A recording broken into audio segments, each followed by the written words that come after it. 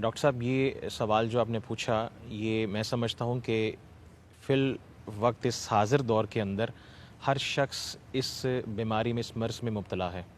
ہمارے اندر اگریشن اور aggressive behaviour اپنی پیک پر ہے.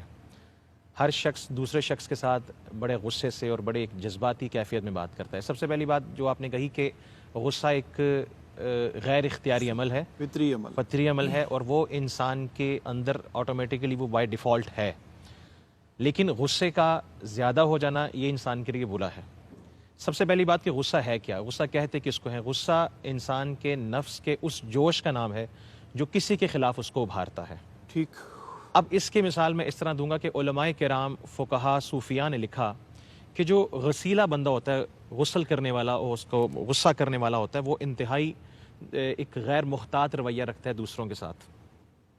اس کی مثال وہ دیتے ہیں کہ غصہ کرنے والے بندے کی مثال ایک گیند جیسی ہے. جس طرح بچے ایک گیند کو اچھالتے ہیں, کبھی پھینکتے ہیں, کبھی دائیں کبھی بائیں, کبھی اوپر کبھی نیچے. جو غصے والا شخص ہوتا ہے, شیطان اس کے اوپر اپنا جال پھینکتا ہے, اور اس کو بھی, غصے والے شخص کو بھی, وہ اپنے شیاطین کے گروہ کے اندر وہ پھینکتا ہے. شیطان اس چیز سے واقف ہوتا ہے کہ بے شک یہ اس کی دعائیں قبول ہوتی ہیں, یہ عبادت اور ریاضت کرتا ہے, یہ انتہائی نیک ہے, لیکن اس کا غصہ اس کو اس حد تک پہنچا دیتا ہے جس سے وہ اللہ کی ناراضگی مول لے لیتا ہے. ٹھیک. تو اس لیے جو ایک غصہ ہے وہ انسان کو تباہی اور بربادی کی طرف لے کر جاتا ہے. اس کی مثال میں دوں گا کہ اس کا جو ایک عمل ہے کہ انسان کو غصے کی حالت میں کرنا کیا چاہیے, برداشت, ٹالرنس, کہ اسلام بھی ہمیں یہی سکھاتا ہے.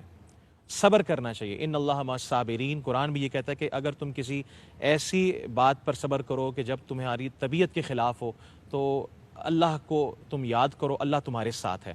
حضرت علی کرم اللہ وجہہ الکریم کا ایک واقعہ میں عرض کروں کہ جب آپ جنگ کے ایک میدان میں تھے, آپ نے کافر کو زمین پر گرایا, اس کے اوپر آئے اور اس کے اوپر تلوار سونت دی.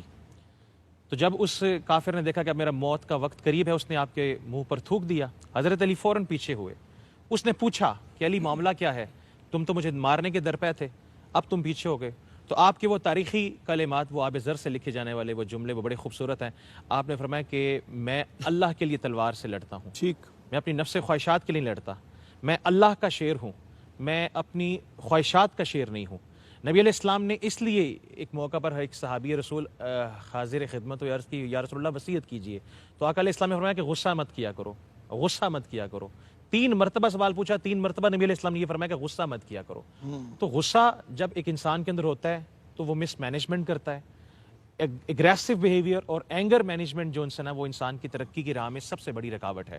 اور آپ نے ایک آخر میں جو بات کی کہ ہمیں کرنا کیا چاہیے, نبی علیہ السلام کے جو اعمال ہیں, حضور کی جو سیرت ہے, سنت ہے, وہ یہ ہے کہ جب غصہ آئے تو وضو کر لو, طاؤس پڑھ لو, اپنے آپ کو سجدے میں لے آؤ, اپنی گال کو زمین پر لگا کے یہ سوچو کہ اے مالک میں اس وقت خاک سے بنا ہوا ہوں اور تیری خاک پہ میں لیٹا ہوا ہوں, اے مولا مجھے سکون اور آرام کی کیفیت عطا فرما. تو امید ہے کہ انشاءاللہ اس سے انسان کی طبیعت میں کچھ ایک بہتری پیدا ہو سکتی ہے. بالکل ٹھیک. ڈاکٹر صاحب آپ کی اجازت سے ایک جملہ عرض کرنا چاہتا ہوں. یہ غصہ جو ہے نا, غصہ کہ کریم آقا نے فرمایا اللہ کو جو سب سے پسندیدہ گھونٹ ہے وہ غصے کا گھونٹ ہے, اور جو بندہ جتنے غصے کے گھونٹ پیے گا اللہ پاک اسے اتنی مرتبہ کل بروز قیامت جنت میں اپنا دیدار عطا فرمائے. سبحان اللہ.